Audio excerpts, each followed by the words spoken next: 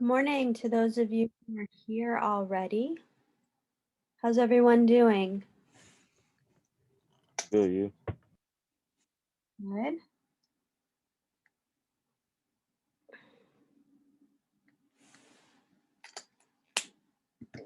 One of you is good. Rest of you are what? Oh, Emily's good. All right.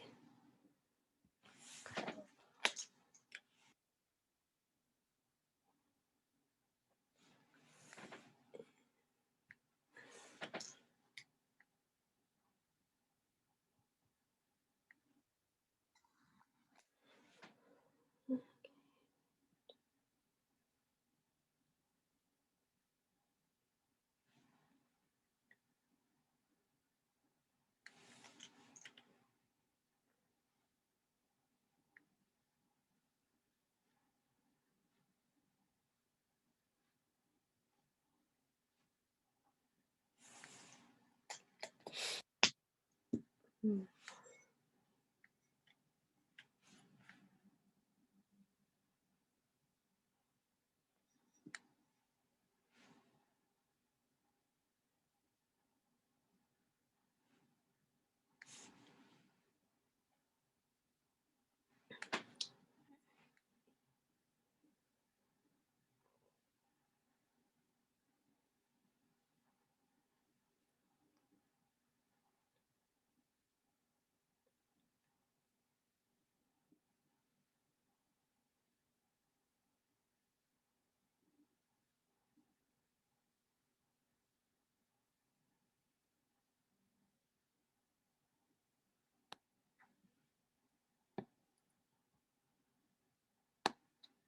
All right. I'm not sure where the rest of our class is. We got about half of you missing. Does anyone have any ideas where people might be?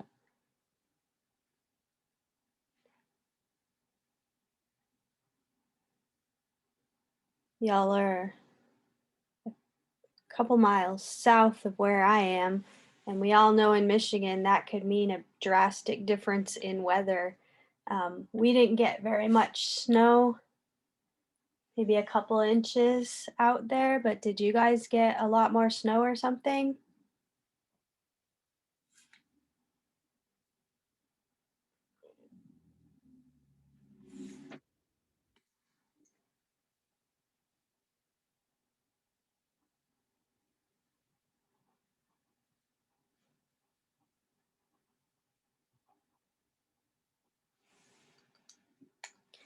Yeah, that's what I'm wondering is if there's a bunch of internet problems too.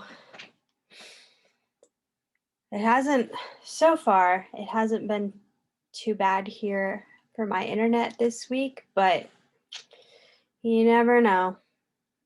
Never know what's happening there.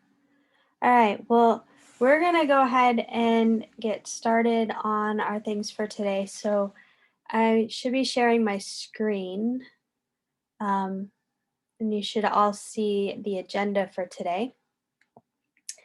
We're going to start with the brain dump and sensory inventory, and then we're going to be working on things related to the open letter today. The first thing we're going to be doing with that is looking at this Hayden McNeil information cycle and going through the first part of it. So, is there anyone here right now who does not have your code that should have been packaged with your textbook?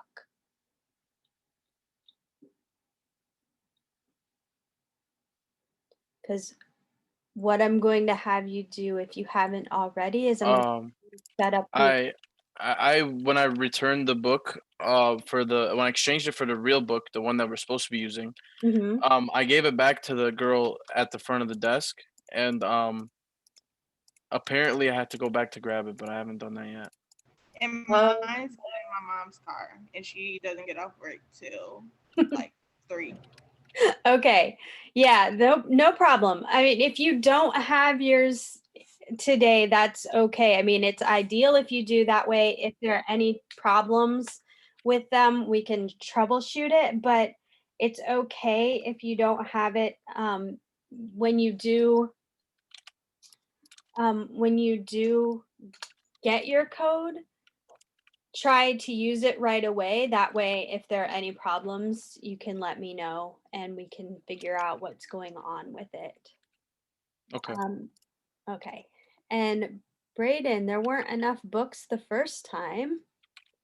So you didn't get a code to begin with. I see. Have you said anything about that to your coordinator? Okay. Yeah, ask her because, yeah, I know her first name. I couldn't remember her last name offhand. Thank you, Miss Downer. Because she's the one who's handling all of the books and the codes and all of that. So I'll try to send her an email probably right after class, unless I get a chance during class today, and also ask her if there are any codes around for the students that don't have them.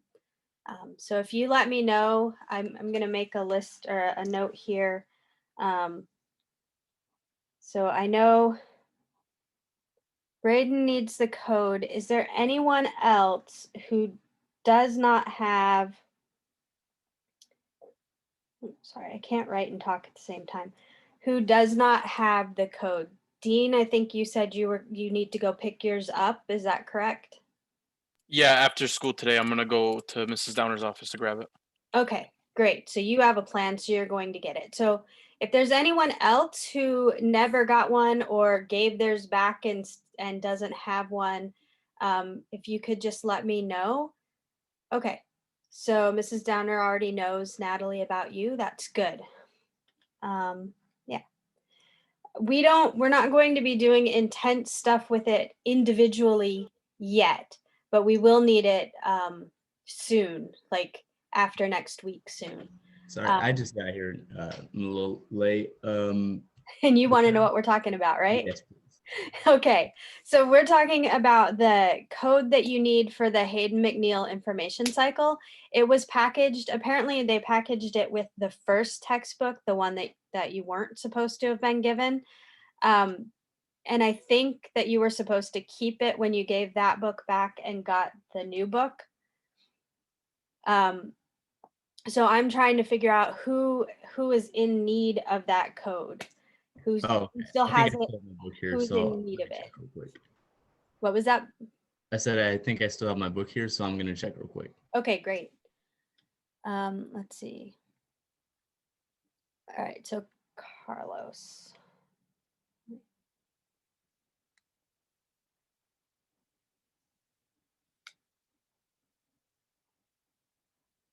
Okay. So anyone who does need the code, just let me know so that I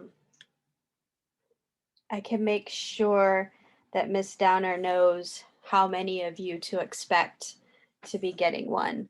So Elijah needs one.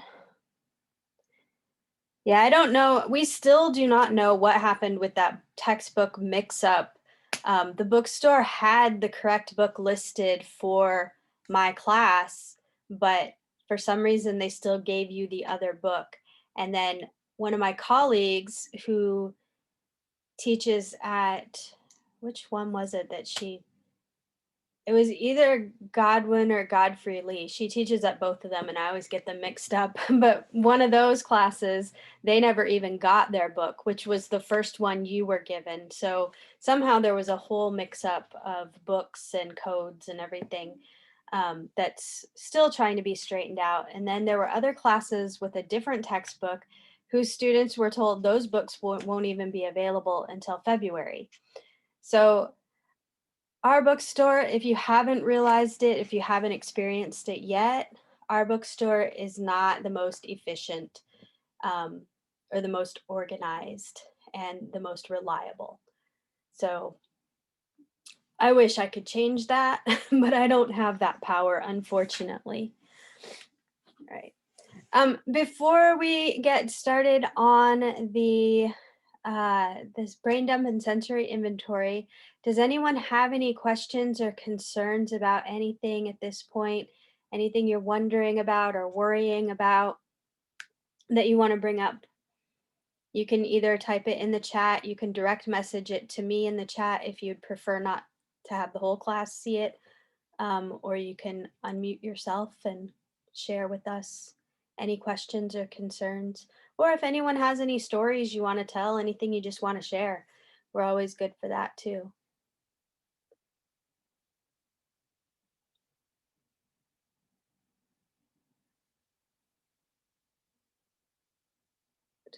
Okay, so Dean, I think you're asking about the portfolio due date, which is the 5th of February right now. If we need to adjust that a little bit, we may do that. It just is going to depend really on how things go this week and the first class next week.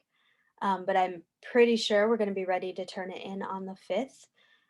Or before the 5th. If you finish it early, you can always turn it in early. I will be creating a submission link in Blackboard for that. I haven't done it yet, but I will be creating that link in Blackboard, and you can submit it there. If you are using Google Docs, you will need to download it or save it as a PDF and submit it that way. If that's going to be a problem, because I know sometimes people are using Chromebooks that don't allow you to download files, and you don't have, a USB drive or anything that you can download it to, just let me know, and there are ways to solve that problem. And so we'll get that solved before you miss the deadline. So just let me know in advance so that we can solve the problem together. Any other questions or concerns about anything or anything you want to share? This is our sharing time.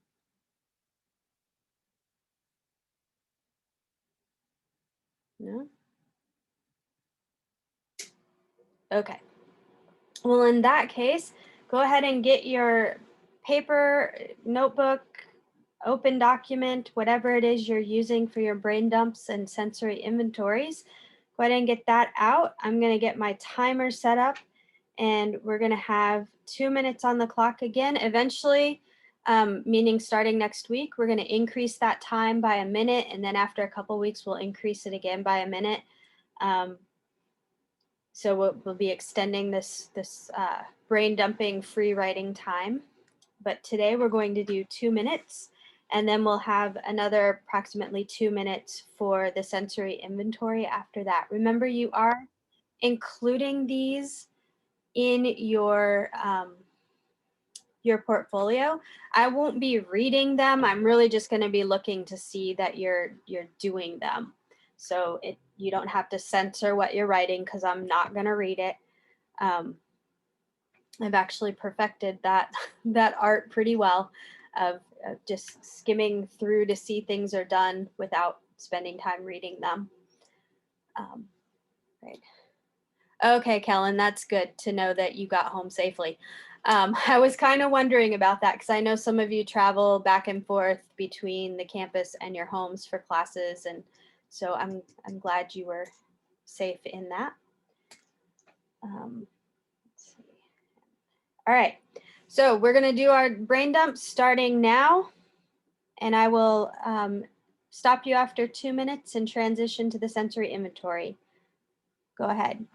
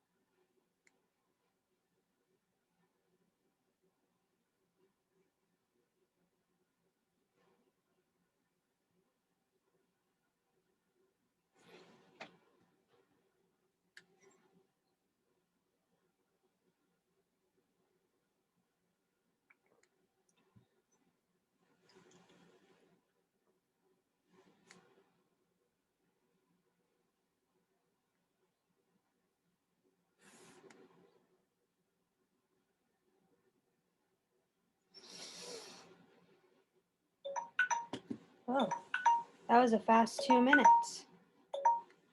I wasn't ready for that. All right, let's transition to the sensory inventory to kind of group ourselves back in, paying attention to what's around us.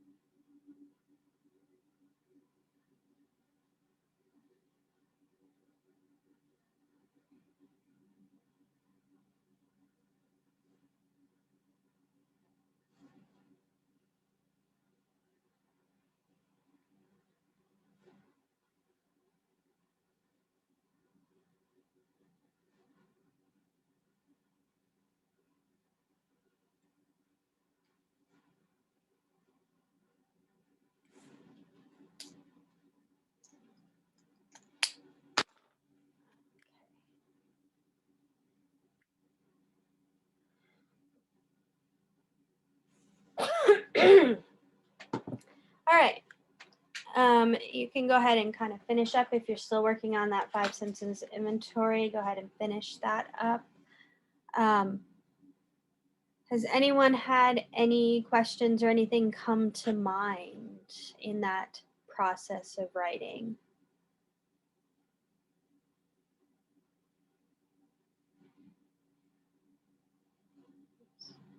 Okay. We're going to shift to this information cycle now. I am going to show you, if you haven't already clicked on this link, what happens when you do click on this link is you're taken to an instruction page. And this is the instruction page for our classes. So you will click on this link and then you'll follow these steps. You're going to first create an account because you don't have one yet, unless you went ahead and created your own already, which is fine if you did. Then part of the process is verifying your email. So you'll need to be able to check your email. If you can't do this during class today, it's okay. But I do want to go through the beginnings of the information cycle together, which I'll just share my screen for that anyway. So once you've verified your email, you can go to course catalog and select your institution and class. So select GRCC and the class section. and then you'll have to enter your access code. And if you have any trouble or run into any technical issues, the tech support for Hayden McNeil is support@hmpublishing.com.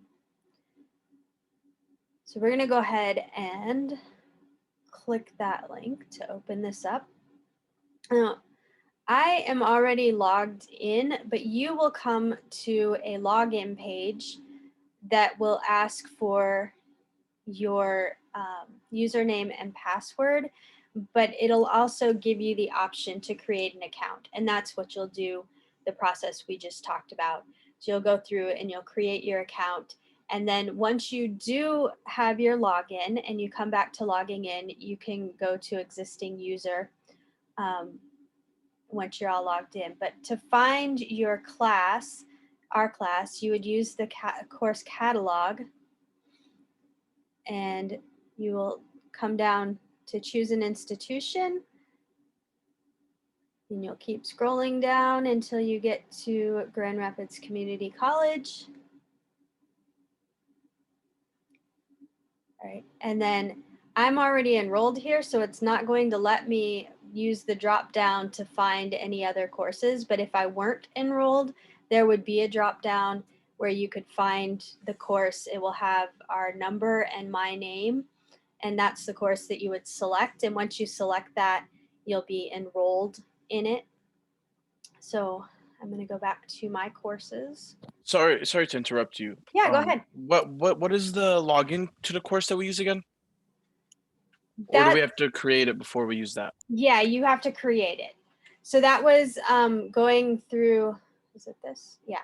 So going here, when you click on this link for the first time, you're going to come into a page that looks like a login page. And it's going to ask you to either log in or to create an account. You will click on create an account, and then you'll put in your GRCC email address. It's going to send you an email to verify that. You will then do the verification, which is usually just clicking a link in the email that they send you. And then you're going to go to course catalog. Once you click that link, it's going to take you to that page that looks like, where did it go? Let's see if I can get back to where we need to go for this. I don't know if I can. I'm not sure if I can get back there because I'm already logged in. And I would log out and log in again, but honestly, I don't know my password. It saved it for me, and I cannot find where I wrote it down. And where I wrote it down was over a year ago. But I ended up not using it with the class that I was teaching at that time. We were just trialing it, and I had some things that came up that we couldn't do it. So I'd have to figure out my password. But in any case, you're going to come into a page that shows you the course catalog. You're going to go to enroll in a course from that course catalog. And you'll go through and you'll select GRCC, and then you'll look for our class section. Once you do that, once you've selected our class, it'll ask you to enter in your access code, and then you'll be enrolled into our class.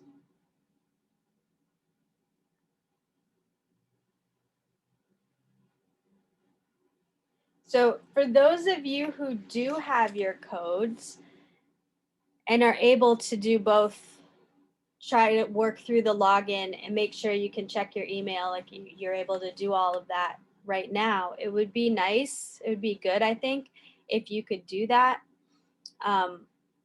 In fact, if one of you wanted to share your screen while doing it, I can enable you to share screen, and we can kind of walk through and see from the student side of things how it works, if there's anyone willing to volunteer that.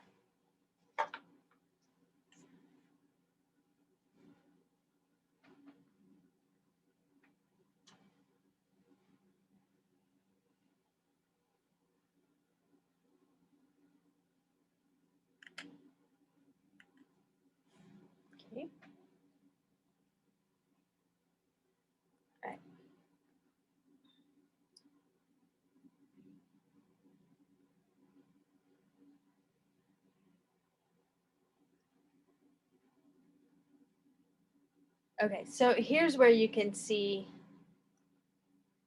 the course information. GRCC Winter 2021, Section 6659, Brandy Springs Doobie. That's our course information that you'll be looking for. The section number is 6659.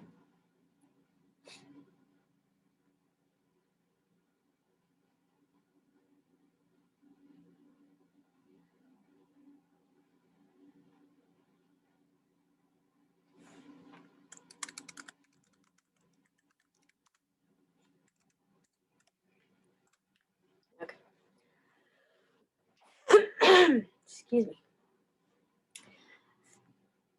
Once you have enrolled and you have your courses, you can go to My Courses. You'll be able to click on the link for our course and open up to this information cycle page. Are any of you trying to set yours up right now? I am. Yeah, Okay. mine's set up right now. Okay, so why don't you guys just let me know when you are set up and then I'll go on, because I don't want to go on until I know that you're all set up or that you're ready for me to go on. And those of you who are not able to do yours right now, that's okay. We'll just wait for our friends who are able to, and then they can let us know if there are any issues that we should be aware of, anything that's different than on the instructions.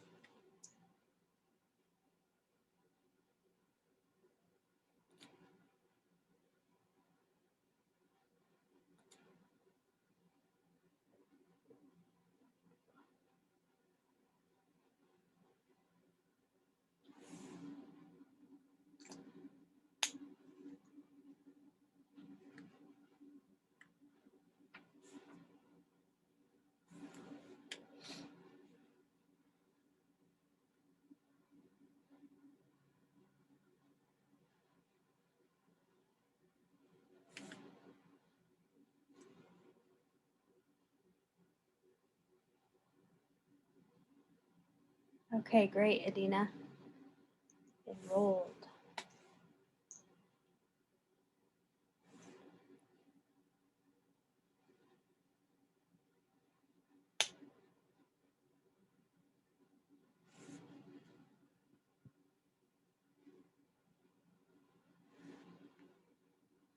All right, and Layla's all set. Those of you who have already enrolled, was it pretty straightforward? Were the directions in that document pretty clear? Did they do what they were Yeah. supposed to do? Yeah. Yeah? Okay, great.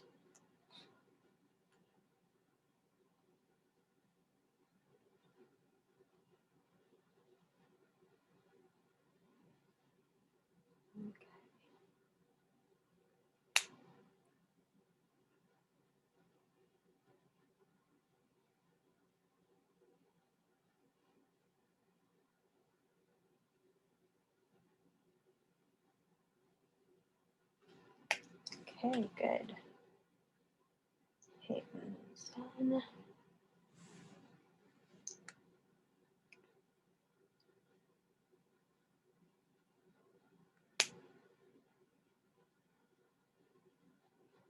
So far, I know of 3 of you that have created your accounts and are all set. Is anyone else still working on yours? I'm still working on mine. Okay. Are you running into any trouble with it? Not right now. Not right now? Okay, good.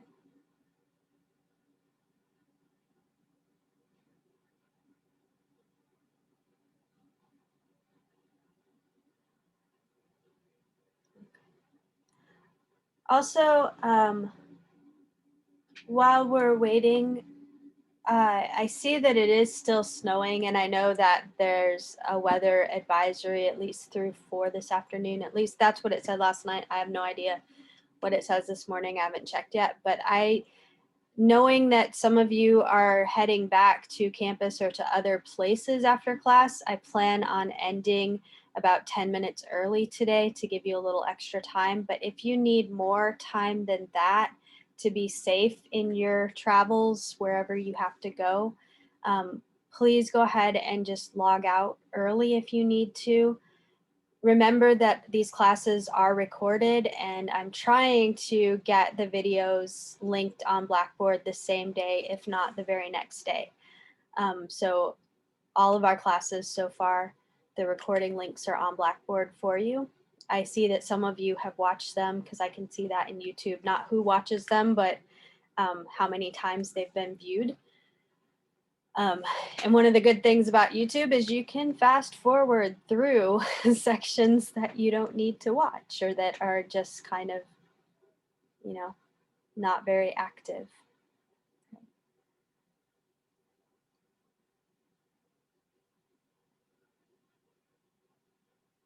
All right.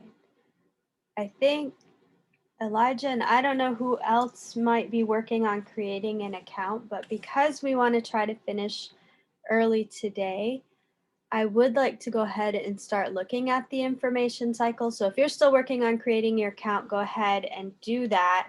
And then you can kind of catch up with us. But I'm going to do this on my screen so I can share. That way everyone who doesn't have an account yet. Okay, Janai is still working on hers. Okay. Those of you who are still working on yours, are you running into any trouble with it, or is it just going through the process? I can't find the course catalog. Okay. So the course catalog, let me see. I'm going to dump out of this again, and I'm going to see what happens this time when I jump in here. Okay. So here, do you see the course catalog here on the right here? Hold on. Let me try to get to that page. That would be after you log in. So you should have created your account and everything. But yeah, let me verify these steps. So yeah, you I got it create your now. account, So it verify took me your- to a different page when I logged in. Okay. What does your page look like? It looks like that now. It looks like this now? Okay. Yeah. Great. So then you can use the course catalog, or you can go to existing user, I think. Either one of those should work, because if you're registering for a new course, click here, it'll take you to the course catalog again. So either one of those two options should work for you. And then when you are in the course catalog, you'll choose an institution and then choose our course, which I can't show you how to choose our course because I'm already enrolled in it and I can't unenroll myself. I couldn't even enroll myself the first time because they missed our section when they were creating all of this semester section. They missed our section and a couple of others. So they had to go and add those in later.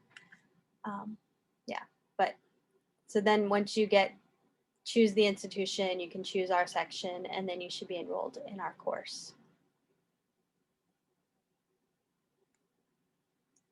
And at that point, your course overview, if you kind of scroll down here from your home,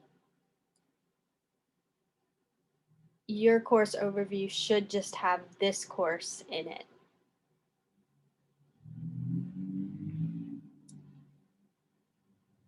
And then you can open that by clicking on the name of the course, and you'll end up in this information cycle page. Kellen, the access code was packaged with the original textbook that you were given, and I think you were supposed to keep that code when you turned that book in and got the new book, Habits of the Creative Mind. If you gave the code back with the book, you'll need to see Mrs. Downer to get the code again.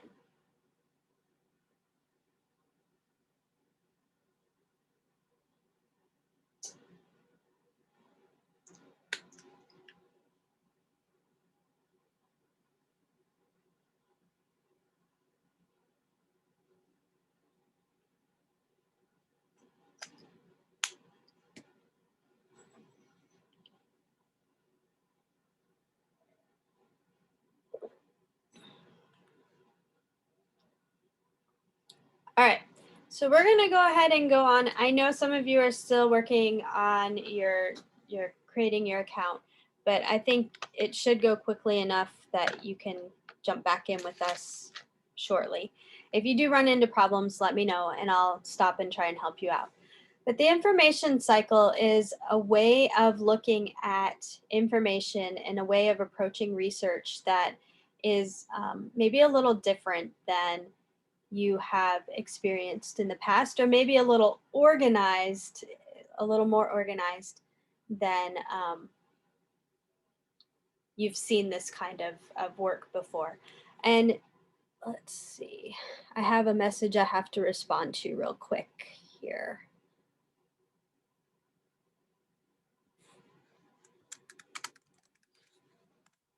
Okay, so once you click on that initial, the information cycle, you will have this little enter button. One thing to know about navigating these pages is that letting it go. The navigation for moving forward and backward is at the very bottom of the screen. You have, in mine, it may be different on your screens, but for me, I have to actually scroll down in order to go to the next screen. So the information cycle, how information becomes knowledge over time. That's what we're going to be talking about. So one thing to note, you can see that once you get past the first page, you do have a way to go back. So if there's something you want to review or you need to go back and check something somewhere, you can go back.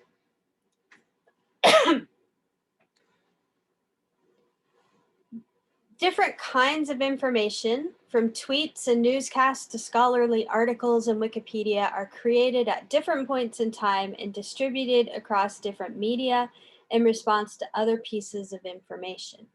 The creation and distribution of information may seem somewhat random or haphazard, like a post just appears in your newsfeed or a book is just published, but specific types of information actually become available at particular points in time within a fairly complex process. It is through this process that information becomes knowledge. This process is called an information cycle. Information is created and distributed in a rather precise cyclical fashion, and understanding how this works is a useful way to help you find and evaluate different kinds of information. You can sort of see behind the words this these colored bubbles and almost see the lines that are connecting them. But this diagram, this particular image, is going to become important as we start looking at the information cycle. An information cycle is the progression of increasingly in-depth forms of information that are created over time in response to an event or some important development. Information arises from occurrences. Something big happens and people report it, verify it, analyze it, and integrate it into existing structures of knowledge. In popular culture, there are elections, tragedies, natural disasters, legislative actions, scandals, protests, takeovers, market fluctuations, heroic feats, celebrations, sporting events, and all of the other myriad things that happen and get reported as news. Similarly, in academia, though more slowly and less obviously than in popular culture, there are discoveries, controversies, breakthroughs, new studies, new data, new technologies, new theories, and all other kinds of important developments that take place and get reported in scholarly books and articles. An information cycle tracks not only the development of an event itself, what's happening, but also the development of the conversations about it, what different people are saying about it, from the immediate point of occurrence to days, weeks, months, years, and even decades and centuries later. Some information cycles are brief, lasting only days or weeks because the conversation about it dies out, such as a royal wedding or the death of a famous person. Other information cycles are very long lasting, many years, as many people discover new things about it and continue to argue about its repercussions, such as the 9/11 attacks or a Supreme Court ruling. And still other information cycles lie dormant for a while and then are revived as new things happen and people feel motivated to return to the topic again, such as discoveries of other Earth-like planets prompting new debate about Pluto, or a recent school shooting compelling us to revisit gun laws. Longer information cycles involve processes whereby facts are tested, verified, or revised, and additional context is added along the way to make the information more meaningful. At later stages in the cycle, a wide range of experts use the information to offer in-depth analyses and new insights, thereby transforming basic information into usable knowledge that furthers human understanding.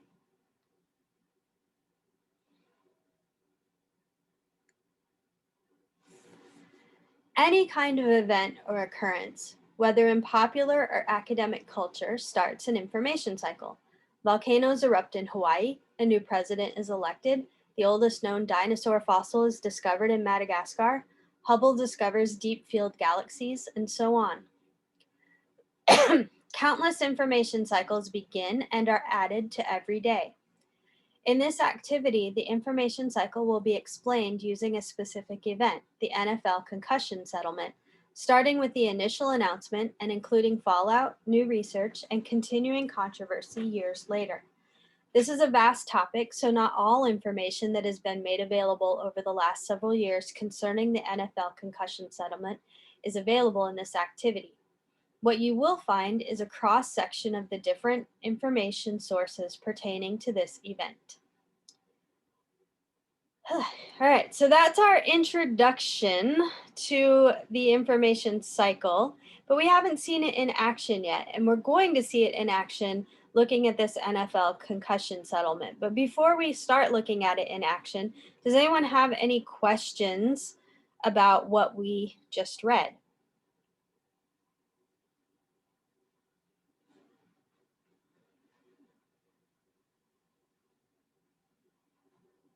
Or did y'all decide to use story time as nap time? We lost. Now I'm awake.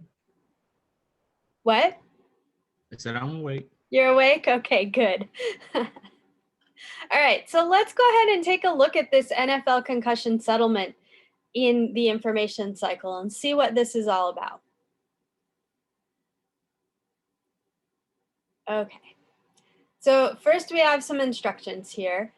How to use the information cycle. Click one of the info cycle buttons, read about what information is available at that moment in time and from what sources. Click the investigate button to learn what specific information was available at this point in the info cycle pertaining to the NFL concussion settlement. And you can come back to this at any time to review, to see how it works, and to just kind of play with it. But this information cycle, you can see it kind of looks a bit like a snail shell or a Fibonacci sequence in a way. So we have the immediate, at the time of the event in question, what is being said. Hours later, what is being said, cycling out to days and then weeks and then months and then years and decades. So we can look at immediate. We can see that when information first breaks, the exigence, I don't know if you guys talked about the term exigence in English 101.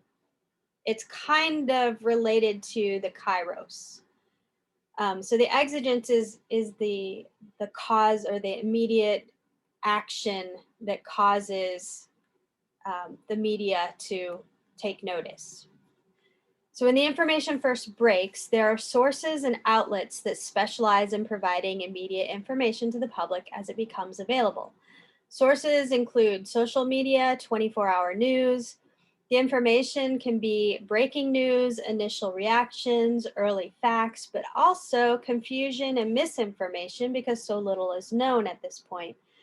The rhetors are the journalists and citizens. If you think about Twitter and Facebook, just general people. The audiences are the general public. And the purpose is to inform, although sometimes we end up being confused.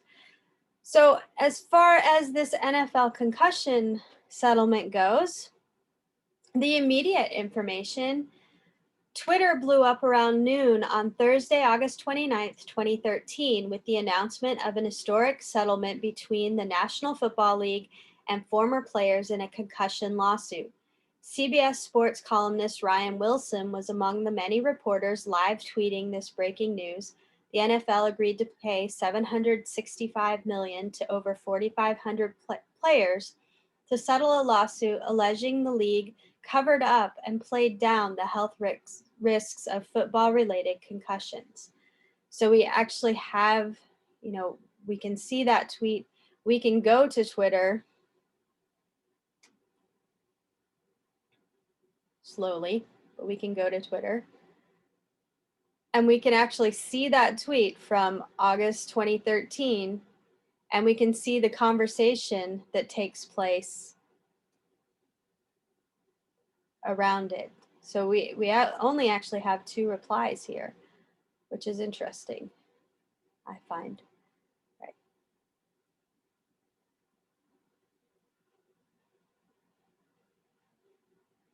Okay.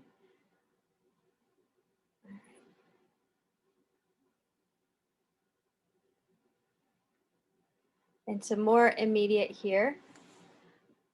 The settlement was headline news because it marked a major shift in the league's approach to long-standing concerns about brain trauma in the sport.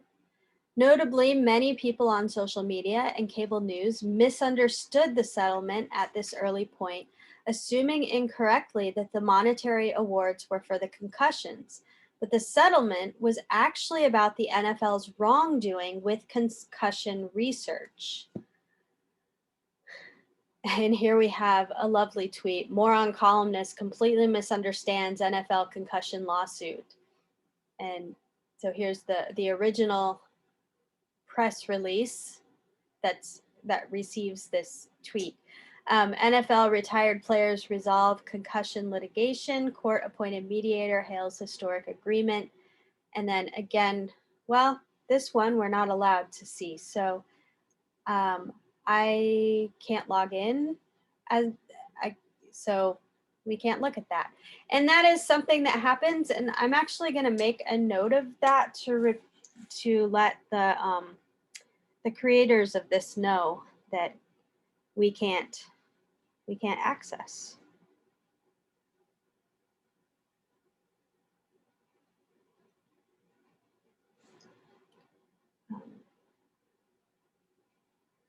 Okay. So sometimes when we're researching, when we're trying to find out about things, we find that we can't get to where we want to be. And we can view this one on Twitter. We should be able to. Right, so here's our moron columnist completely misunderstands NFL concussion lawsuit. And we have 21 responses that we could look at. And some, half the comments show readers do understand the lawsuit, other half not so much. And then there's just some retweeting, and we could look at the other things that are happening there to see what the conversation is taking place.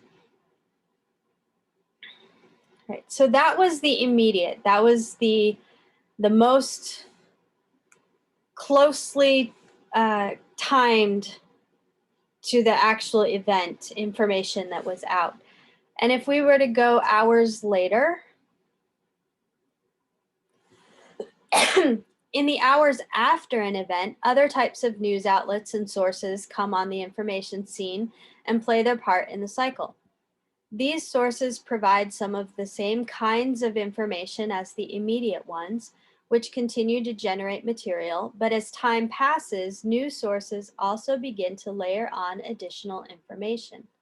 And these sources include national and local news, radio, news websites, Information includes daily news, new facts, on the scene reports and interviews, background information, context, objective reporting, and initial commentary.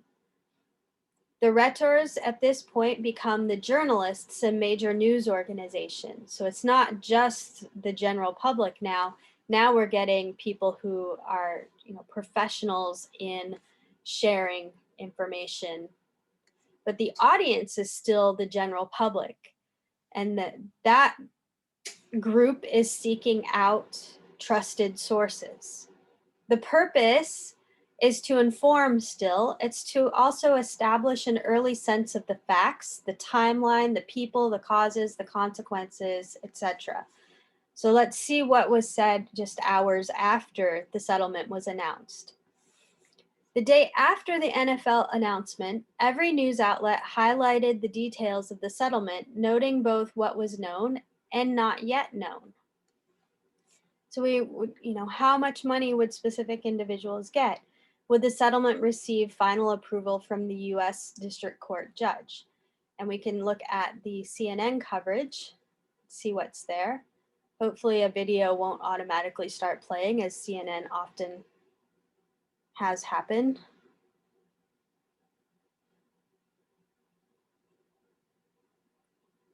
So we can see that an article is here. Thousands of former football players and their families reached a settlement with the National Football League on Thursday in a lawsuit that put concussions and their impact on the brain under the microscope. It involved more than 4,500 plaintiffs. It still needs to be approved by the judge assigned to the case.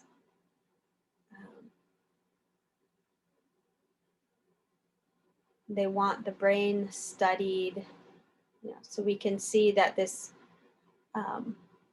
this article gives a lot more information than what we had in the initial tweets and the initial headline that we couldn't actually look at the article itself. It looked like it was on a WordPress blog anyway, which means it's kind of questionable as a news source. Especially since we couldn't look at it. So this one, it includes quotes. It's got different people speaking. We could go through and read that, but I don't think we want to spend our time on that right now. However, I do invite you to go through and read it on your own if you would like to. Okay.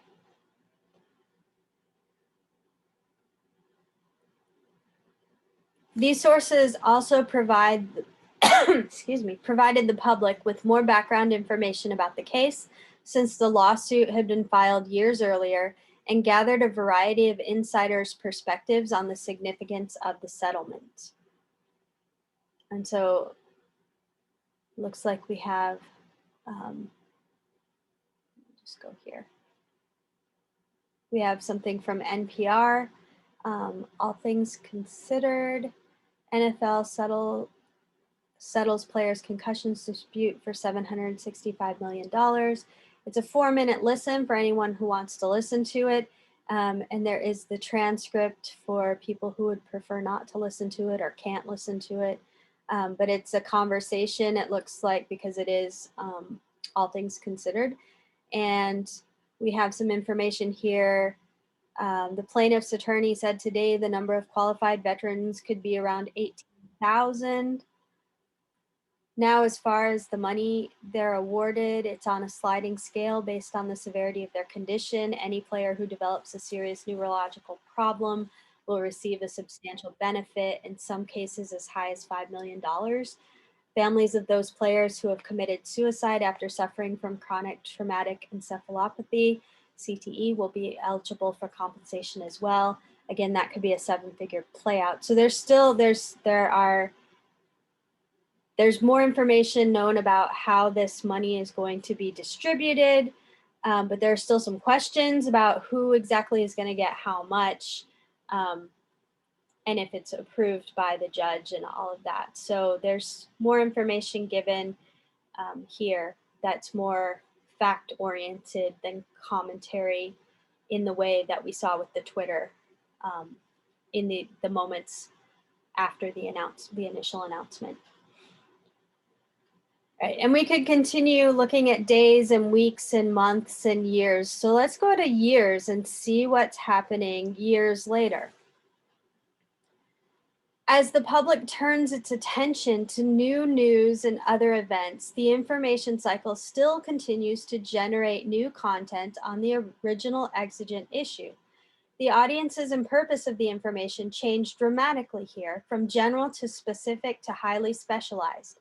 Years later, experts and academics in many different areas, from science and law to government and humanities, pursue in-depth research sparked by that first news account and the ensuing debate. At this point in the cycle, scholarly analysis and interpretation, along with a peer review process, shape information into knowledge as the original event is put into larger historical, scientific, social, and/or political contexts. So our sources now have become scholarly books and articles, university presses, highly regarded academic and research institutions, and government documents. So we've moved away from news sources into the more professional and academic realm and legal realm. The information is deeply researched and carefully vetted publications, enormous data sets, large longitudinal studies. The rhetors have become academics and other experts in specialized fields of knowledge. The audiences are no longer the general audience, the general public, but it's other academics and specialists who are researching related issues. And the purpose is to discover and learn, to examine and understand, to connect to other phenomena, to disseminate knowledge, to spur more research.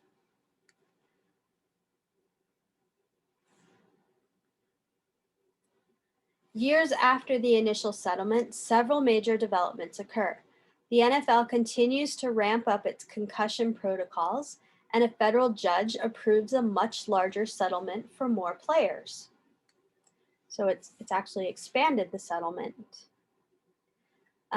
We have this NFL teams now face fines, loss of draft picks if they violate concussion protocol, and judge approves potential $1 billion settlement to resolve NFL concussion lawsuits. So we could go to ESPN.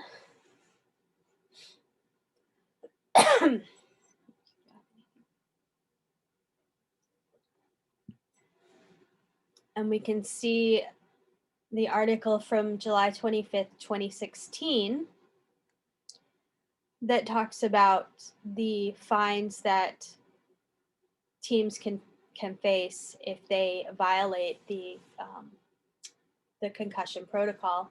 And those can be anywhere from $50,000 to $150,000 for a first violation, or the loss of draft picks, which I'm not a football person, but I know that loss of draft picks is a big deal. Perhaps in some cases, even more so than the fines, the loss of money.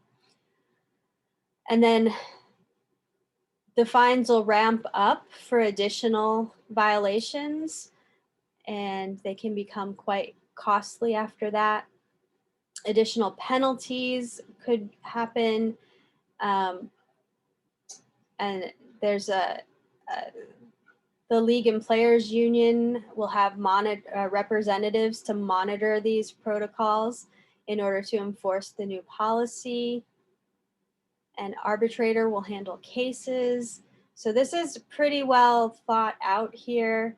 Are any of you football fans here that can speak to any of the effects of this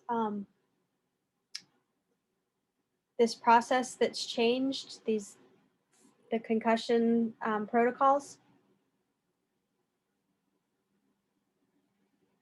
Maybe how it's affected football or the teams or anything?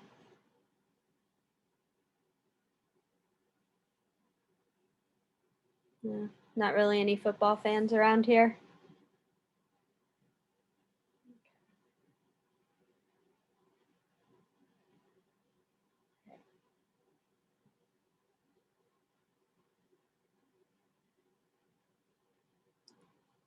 Then in 2015, USA Today tells us the judge approved the potential. The judge approved the potential $1 billion settlement to resolve NFL concussion lawsuits. So the settlement amount has gone up quite a bit in the couple years after the initial incident. And yeah, Elijah, I wasn't sure if anyone would know more than I do, which admittedly is not a whole lot because I just have never. I would occasionally watch a football game with my dad just as a little bonding exercise, but I'm not a football person. It doesn't interest me that much. So yeah. So this is what the news is still saying at this point. It's giving more information about the settlements and things that are happening. And you would also see, if you were doing more academic research on this topic, at this point, you would see more journal articles from medical journals and from maybe psychiatry journals and others that would be addressing different aspects of this issue from different perspectives, such as the actual physical health, mental health, research that's being done in creating better helmets and protection and all of that kind of stuff. So you'd see more academic journals. I do understand, and I want you to understand, that they're probably not linked in here because the general public doesn't have access to those. You have to generally go through an institutional library like GRCC's library. So the creators of this Hayden-McNeil information cycle wouldn't be able to include those in the information cycle because users would be denied access to them, just like we were to that other source.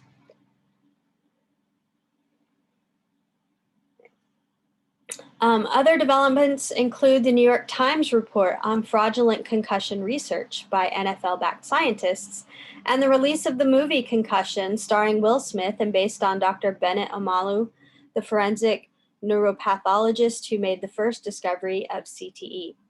Has anyone seen that movie? I have. Yeah? What'd you think of it? It was inspirational. Inspirational? Okay. I haven't seen it, but I might because it might be interesting. So here we have the trailer for the movie and we have this NFL's flawed concussion research and ties to tobacco industry. Now that's interesting because I wasn't aware that there were ties to the tobacco industry. So here we could learn all about this. Somehow there are ties to the tobacco industry. 13 years the NFL has stood by the research. The research was based on a full accounting of all concussions diagnosed by team physicians from 1996 through 2001. But more than 100 diagnosed concussions were omitted from the studies. That's interesting that there are some shady dealings going on. And so we get to learn about those from this article. The New York Times is generally a well-respected news provider, publication. So you can generally trust that the reporters have done their homework, that the information you read in the articles has been vetted through proper research. So yeah, we could read more about this if you wanted to. You can go back in and read more about the ties to the tobacco industry, and you can watch the movie trailer and see what that's all about. Also, in the years following the initial settlement in 2013, more research on CT is undertaken. In-depth reports by news organizations and scholarly articles begin to appear. So here we have one, and we'll see if we can access it. It's the Journal of Neurosurgery, which we may or may not be able to actually view. They may have purchased rights to be able to see this. All right, we're lucky, we're in, we can see. So we start off with the abstract, which gives the snapshot overview of the article. So we'll go ahead and read that. We're not going to read the article itself, but this is a good kind of introduction to journal article. Research, the pathobiology, causes, associated factors, incidence and prevalence and natural history of chronic traumatic encephalopathy have been debated. Data from retrospective case series and high-profile media reports have fueled public fear and affected the medical community's understanding of the role of sports-related traumatic brain injury in the development of CTE. There are a number of limitations posed by the current evidence that can lead to confusion within the public and scientific community. In this paper, the authors address common questions surrounding the science of CTE and propose future research directions. And so you can see in the beginning, there are some keywords. Those are the key concepts really that will be discussed. Okay, Braden thought that movie Concussion was good. All right. So we've got CTE, we've got concussions, subconcussion, diagnosis, treatment, research, directions, and controversies. So those are the topics you can find surrounding, like the subtopics surrounding this topic. And then you would be able to read the article, but it's probably a lot more dense than most of us would want to read. We probably wouldn't even have the background to be able to understand a lot of it, because it is a journal of neurosurgery. I don't think anyone in our class is a neurosurgeon or has extensive education in that field. If anyone does, feel free to share with us, because we would like to know more. All right. And then I'm not sure what this is, so we'll look at this. Okay, so this is from the Atlantic Health section, the future of detecting brain damage in football. A new technique could revolutionize how a neurodegenerative disease afflicting contact sports is treated. And that was from 2017. And so we have an article here that talks more about the detection and treatment, gives you some brain imagery. And again, the Atlantic tends to be a pretty well-vetted publication. The information that you find tends to be factual and well-researched, well-supported. So you would be able to trust that you're getting good information from the Atlantic. Okay. So this is just the basic overview of the information cycle. What questions or comments do you have about the information cycle, about what you would do with it, how it works? What are your thoughts about it right now after this introduction?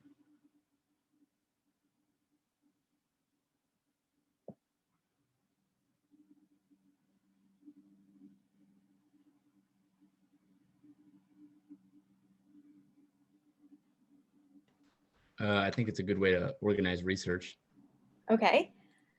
It is, I agree that it's a good way to organize research. I think it's a good way to explore a topic and to learn, how the topic, how the conversation unfolded about this topic, about this idea. And you will be able to use it for your own research. Let's see. One thing to notice, okay, so early in the cycle, we get more of a summary of what's going on.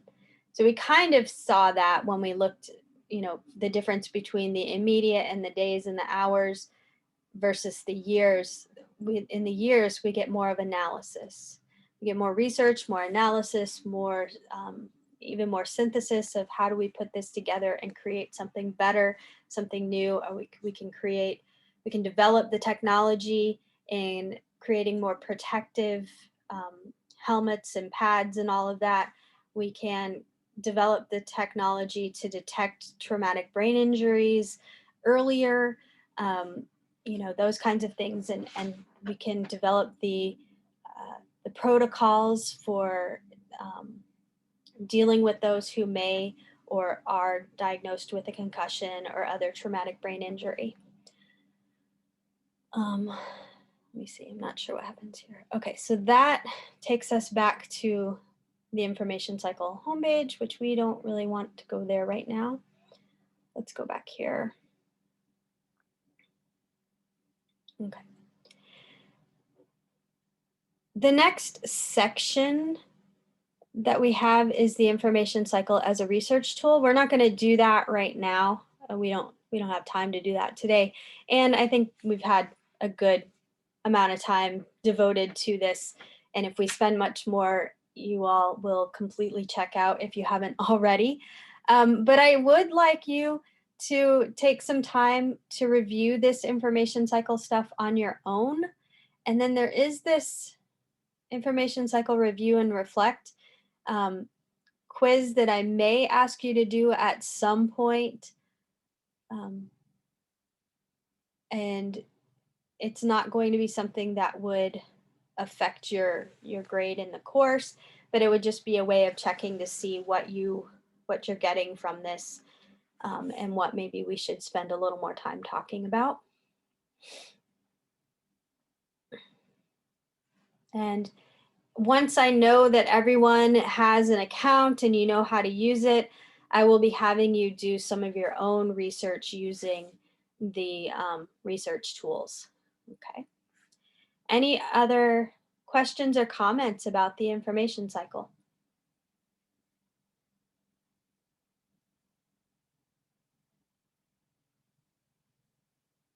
Okay. If you do have questions or comments, please let me know.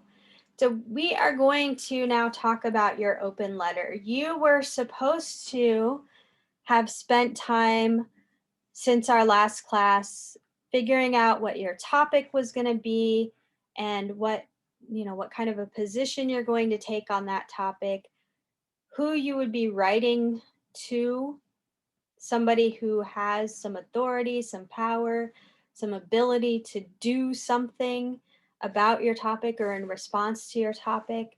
I asked you to kind of to organize that in any way that works for you, whether it was mapping or outlining or free writing, listing, any of that. So I'm hoping that you all have that for class today, because I want to talk about putting your draft together.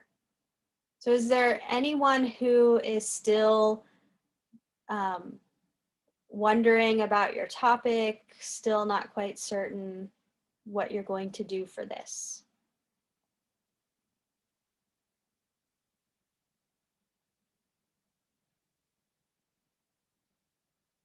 No? All right. Kellen still needs some help with a topic, so I'm going to work with Kellen on finding a topic at some point. The rest of you, nobody is speaking up and saying you're not good for your topic yet. So, oh, okay. And Peyton wants some help. Good. I have a topic, but it's one that you said, like it's the exact topic that you example. Is that okay? What was that? To the Grand Rapids about auto killing, like talking. Oh yeah, go ahead. Okay. Yeah, you can do that.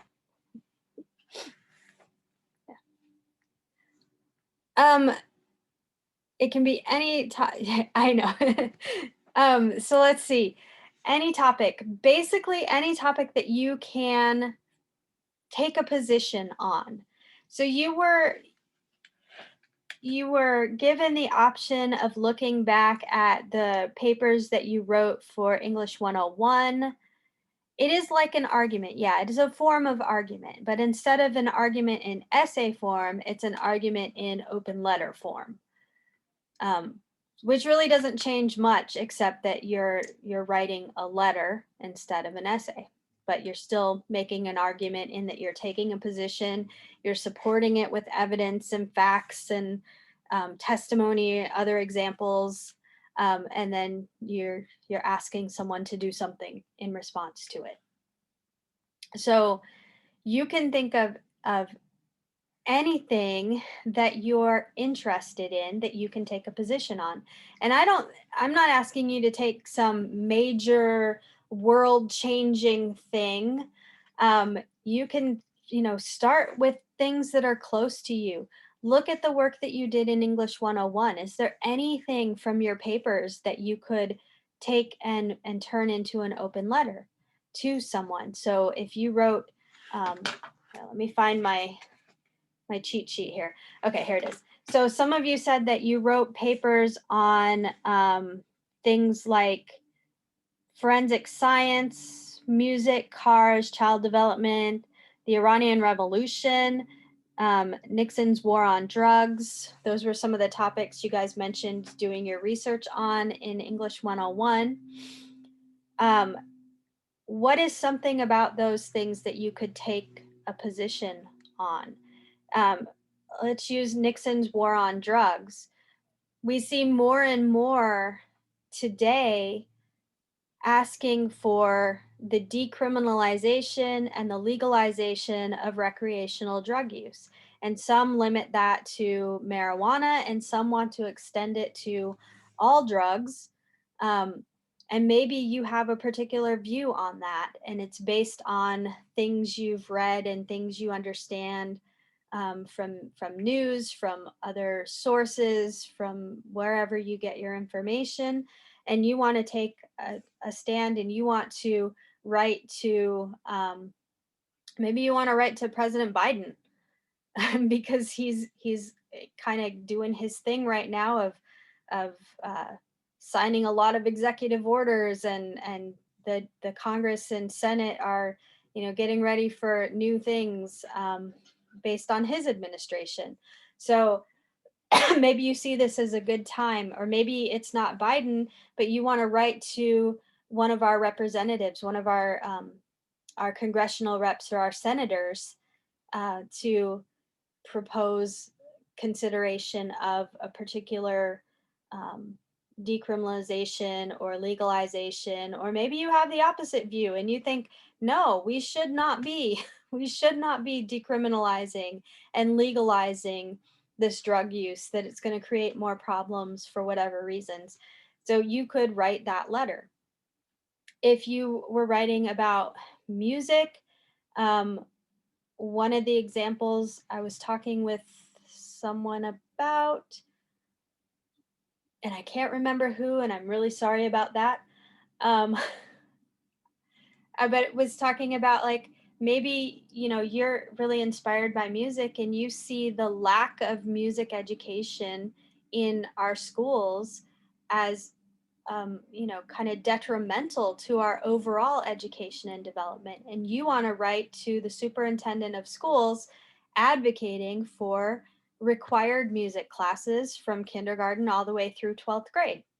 Or you want to expand the music offerings in your high school so that more people can participate in music, and people wouldn't have to maybe choose between participating in music and taking the necessary academic classes. I know that happened to me in high school, where I could not be in choir for a few years because the time that the choir met conflicted with certain honors English classes that I needed to take. So, I was kind of I had a good enough relationship with the choir director that I was allowed to rehearse things on my own and join in for performances, and was the pianist for some of those as well. But, most students wouldn't have that opportunity. So maybe that's something that you want to do. Maybe for cars, you want to advocate for, you want to write to someone in the car industry about making more affordable and accessible hybrid cars, and ones that will do more and be better for our situations. Whatever you want to do. It doesn't have to be something world changing. It just has to be something that you can take a position on, that you can identify someone who can make a change or take some action that you could write to, and then you can write that letter. Does that make sense to you, those of you who are still a little uncertain about this? Yeah. So my suggestion is start with your English 101 work, because you've already done a lot of that work, and so you can just take what you already have and reform it, remake it into this open letter, which is a kind of work that we call remix. And then if you can't find anything in there, think about your own interests. Maybe this look at the concussion settlement has made you think of your own interest in whatever sport that you play, and some controversy in there. And I had a student last semester in English 101 who wrote a really interesting paper related to golf and different equipment, and how that affected the amateur golf player and their possibilities for them becoming, a professional golfer. And golf is another sport that I don't really know much about, but I found the paper fascinating. So we have about 10 minutes left. So this is the time that I would like you to review the argument. Let me go back here. I'm going to show you here.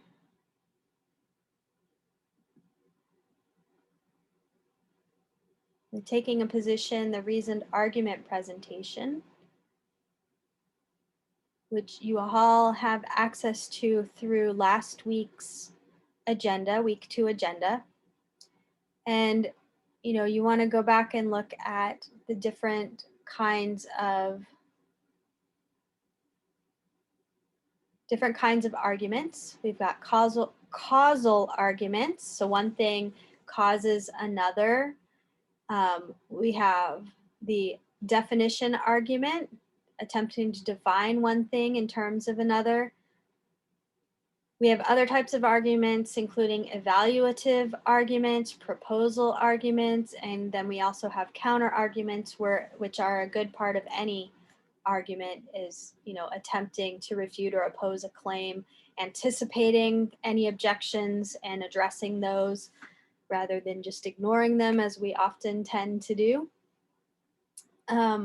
So a lot of times in our English classes, we say, okay, everyone is going to write a causal argument. Not all argument writing involves only one type of argument. So don't think you have to say, okay, I have to make this into a proposal argument because I'm asking someone to change something. So it has to be a proposal argument.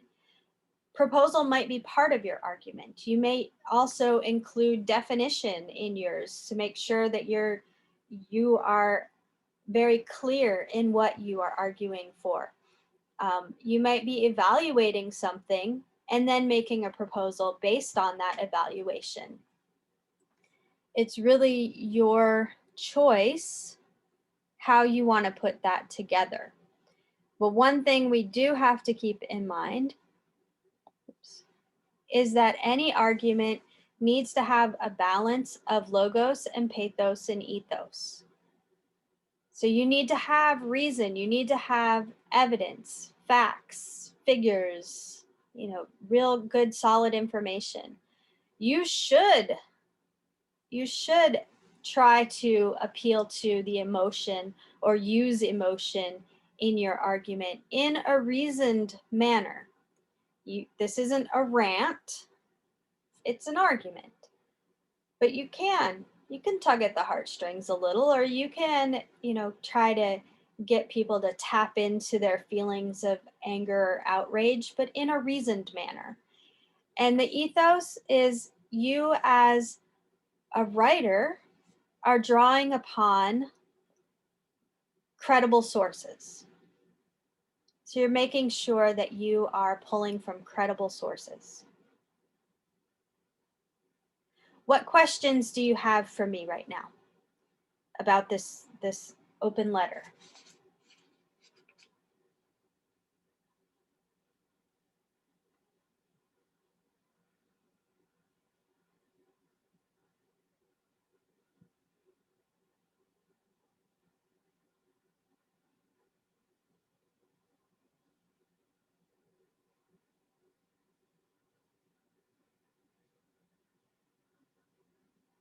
You guys are all feeling, even if you haven't quite settled on your topic yet, you're all feeling like you can do this open letter? Yeah, we only have to have like 1.5 pages. Is that it? Yeah, you're aiming for 1.5 pages, because if you get to 1.5 pages or approximately to 1.5 pages, you should have a pretty well developed letter. And you said we can reuse one of our, what's it called? Yeah, from 101. Yeah. Yeah, you can reuse your topic, and then any of the research that you did, you can reuse that research. But you're reforming it, remixing it as an open letter, as opposed to, say, a research paper. And I think, did you all do like some sort of personal narrative? I don't think we did for last semester. No? I Does think anyone? we did like a memoir. A memoir? Beginning. Okay. So if there was something even that was part of your memoir, you can, that you feel like you could take a position on, you could use something from there. It doesn't have to necessarily just be from research. Yeah. Okay, just checking my notes here. I have to have notes to keep myself on track. Okay. Right. So before Thursday, I actually want you to not really work on the writing of the open letter. We're going to draft the open letter in class on Thursday. So any gathering of information that you need, you can do.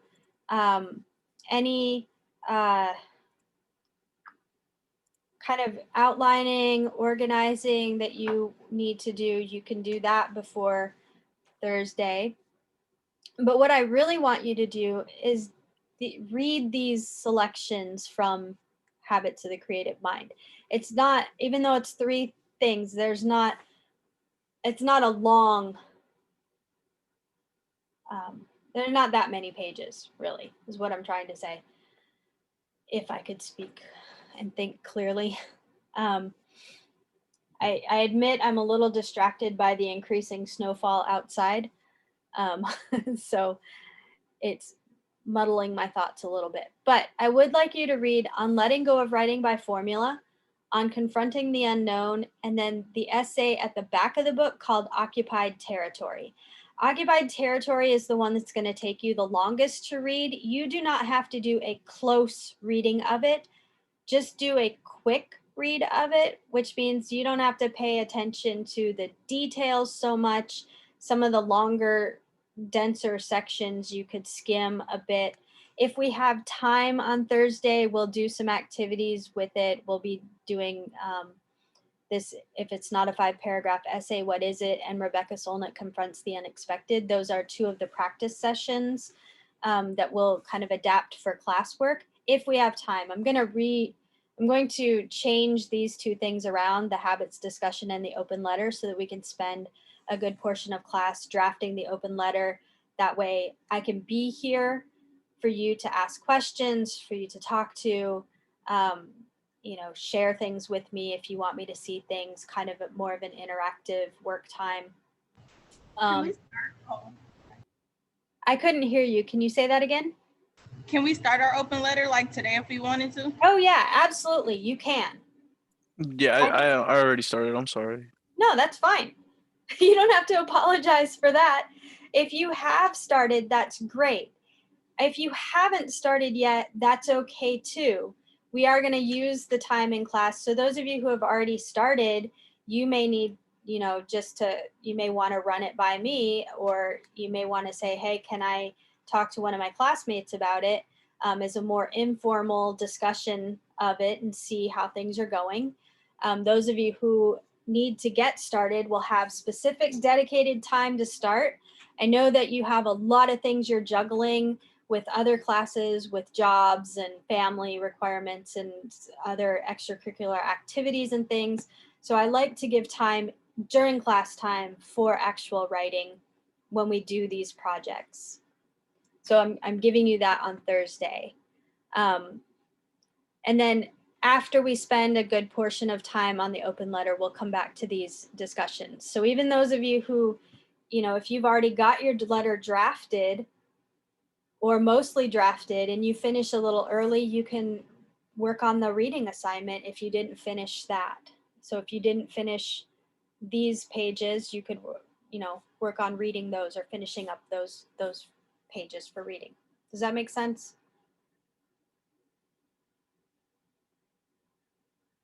I'm gonna hope so. Okay.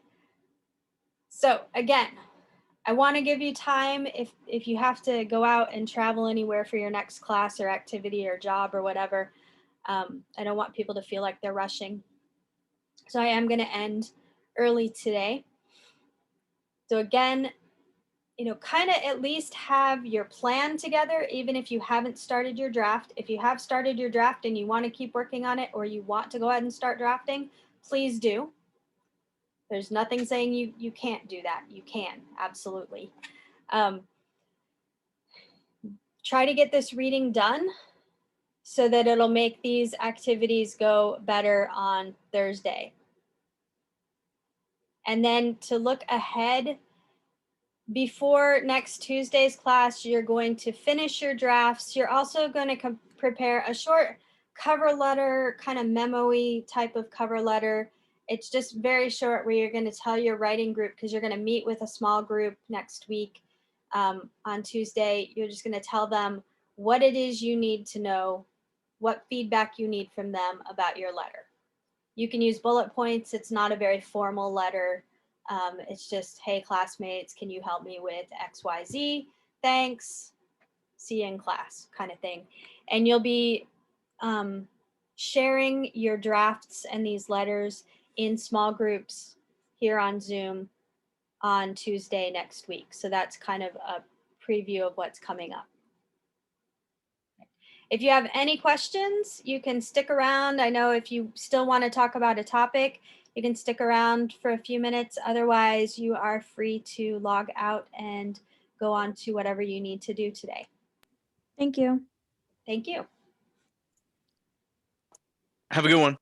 Take care. Be careful out there, guys.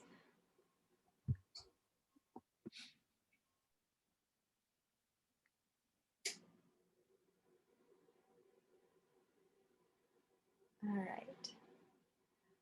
right. Janaya, you wanted to share screen with me, is that correct?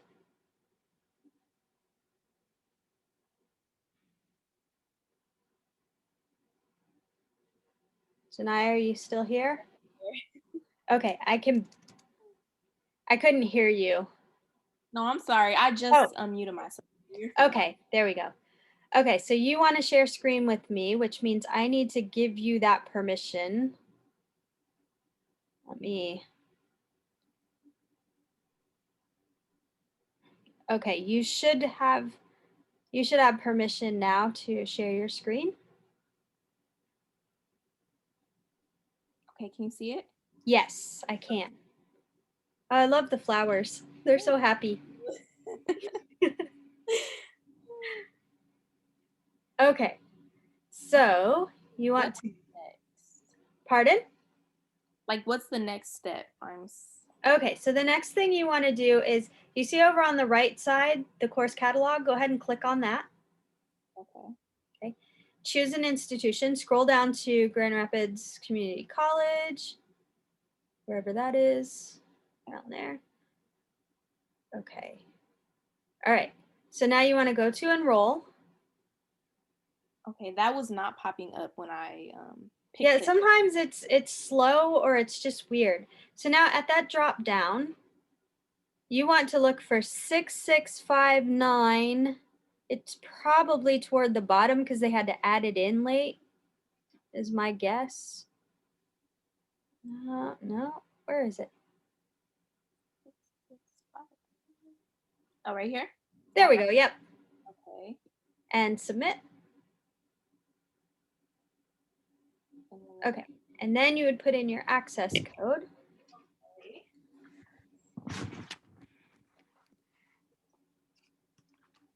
Let me scratch it off. Is this the last step? This should be the last step. I have to scratch it off, so I think I'm all set. Okay. Just email me if you run into any situations with it. Okay. Okay? Yes. All right. Thank All you. right. You're welcome. Thank you.